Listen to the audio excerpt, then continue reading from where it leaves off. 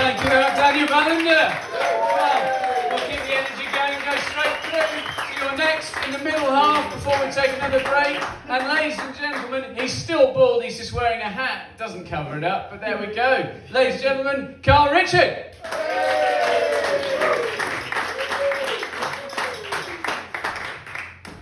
That was going to be my big reveal, but now you fucked that for me, man.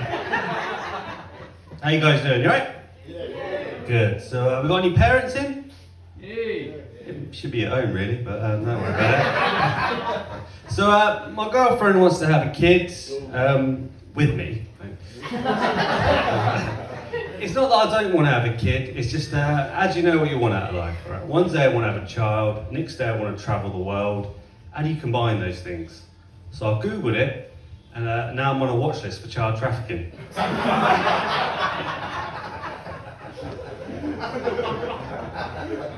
The problem is, right, I just can't, I can't decide whether or not I want to be the family man or the adventurer. And the reality is, for a day job, I work for a water company. Can't tell you which one, but it's in the Thames area.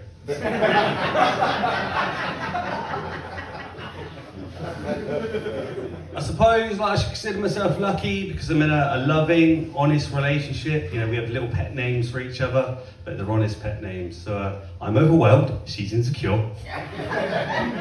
Here comes our kid, little permanent damage.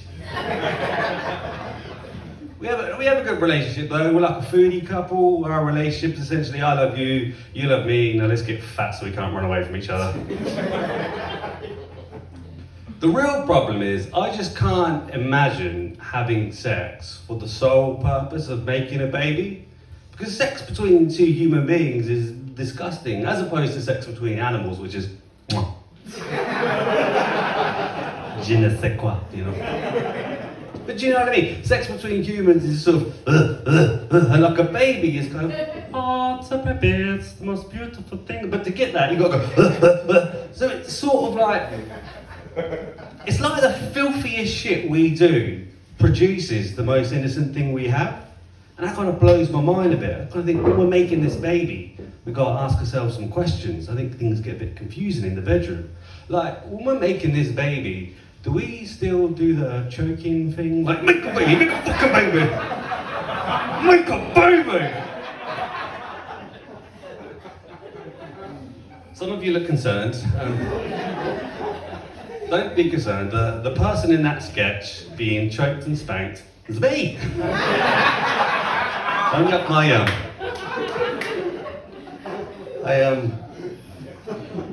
I did that material at a gig last week, and this woman approached me after the show, right? And I was just having a fag after the gig. And she started telling me about how she's a mum and really devoted to her kids, and that's like one part of her life. But another part of her life is that she's really into like BDSM. And she she felt quite conflicted about that. I said, look, it's fine to have kids and to be into BDSM, just don't get the toys confused.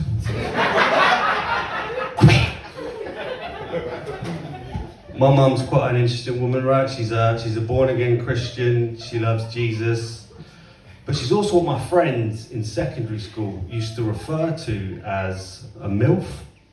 And yeah, that's what the noises they used to make when she'd come to the school hall, yeah. Yeah, mama's here. Like, I remember there's one parent teacher even, right? My mum just walking through the school hall and someone shouted, MILF in the house! My mum just went, like, Mum, you're supposed to be a woman of Jesus. She's like, yeah, and Jesus made all this. Because I forgot to mention that my mum's a sassy black woman, but don't worry about that. I had quite an interesting upbringing, right? So my mum's born-again Christian, she loves Jesus. My dad's a pot-smoking funk musician, right? He's a bass player. And my mum, hardcore Christian. So whenever I got ill or sick or something, she like speaking tongues over me, sort of like, yo, shaman us, and my dad would just be in the corner with his bass guitar, like, yo, diggity baggity diggity baggity. So my mum's over here like, I feel the Lord, and my dad's over here like, I feel the funk, and I'm just in the middle going, I feel confused. My mum's Foxy Cleopatra, and my dad's James Brown, and I'm white. What the fuck's going on with this family, man?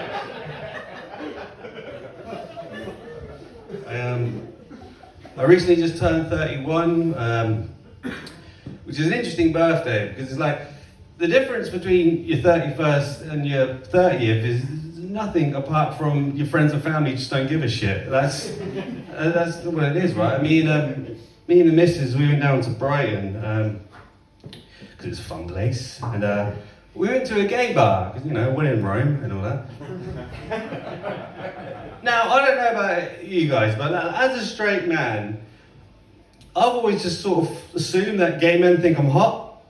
You ever had that? No. You just assume that you're like God's gift to gay. Like, I mean, gay men already have God's gift. Her name is Gaga, but I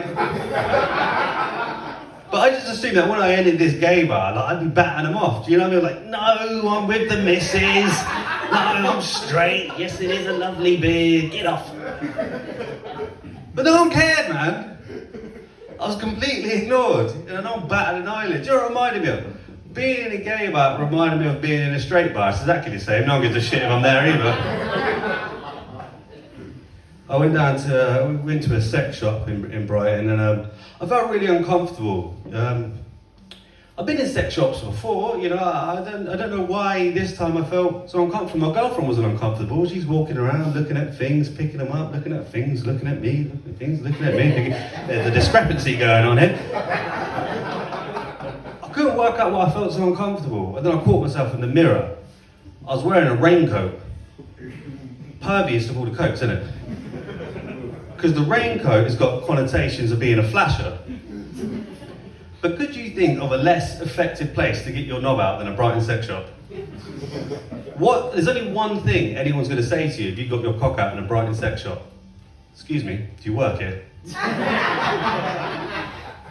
I'm going to tell you a little story now. I used to work in a care home for young adults with severe special needs. Comedy gold coming up. And I was working with this one young man, right, and he was eating a packet of crisps. He finishes the packet and he asks for another, so I'll give him another. Finishes that packet and he asks for another, so I'll give him another. Finishes the third packet, I'm like, whoa there buddy, how about a bit of fruit? He then smacked me in the jaw, right? I said, sorry man, I forgot you were Scottish. But he goes off to his bedroom to chill. And about 30 minutes go by and his mum turns up. His mum's come to visit him in the care home. So we go to his bedroom, knock on the door, and he answers butt naked. Now this guy had a massive dick. So massive that his mum turned to me and went, isn't it such a waste? What do I say? What is my response to the boy's mother? Oh, it's a tragedy, we've lost the next one, Jeremy. There's a lot of dick jokes in my act. Maybe I'm gay, I don't know. When I got into comedy, right, I thought I was gonna be like a truth teller, like a Bill Hicks, like, sticking it to the man. But I just wrote a load of dick jokes. So I'll leave you with one more, if that's all right. I just turned 31. 10 years ago, on my 21st birthday, I was arrested for possession of drugs. They took my drugs, put me in a cell. But that wasn't enough for the Met, right? They thought I might be concealing more drugs elsewhere. So I'm in the cell, waiting to be strip searched. The officer comes in, take off my top, they're happy. Pull down my jeans, they're happy. He's like, all right, pull down your boxers. He got down on one knee and had a little torch, which I thought was quite insulting. And then he said, shake 'em. He meant the boxers. I shook my dick in a police officer's face, and that was the highlight of my 21st birthday. Thanks very much, guys. Enjoy your evening.